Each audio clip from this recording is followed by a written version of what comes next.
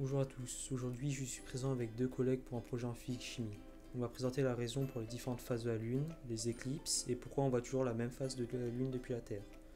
Pour cela, nous avons ici une modélisation avec la Terre représentée par une balle de tennis, la Lune par une balle de ping-pong et le Soleil par une lampe hors champ. Alors moi, je vais vous donner une explication de pourquoi on voit toujours la même phase de la Lune depuis la Terre. C'est très simple. Si vous voulez bien suivre le X sur la balle de ping-pong, la Lune fait un tour sur elle-même en 27 jours. C'est à peu près le même temps pris pour faire un tour autour de la Terre. Donc, on en déduit que sa rotation et sa révolution sont synchrones. Et sachant que la Terre tourne dans le sens inverse des aiguilles d'une montre, la Lune orbite dans le même sens. Alors, on voit toujours la même phase de la Lune.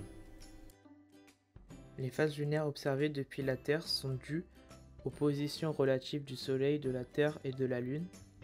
Il y a la pleine Lune, qui est quand le Soleil et la Lune se trouvent de part et d'autre de la Terre. Elle apparaît comme un disque lumineux. Il y a la nouvelle Lune qui est dans l'axe du Soleil et de la Terre. Elle est plus visible plutôt.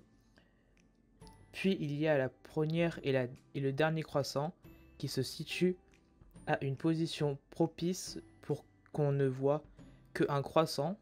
Aussi, il y a le premier et le dernier quartier qui est aligné à la Terre, mais pas au Soleil, qui nous montre pour la Terre qu'une moitié de Lune.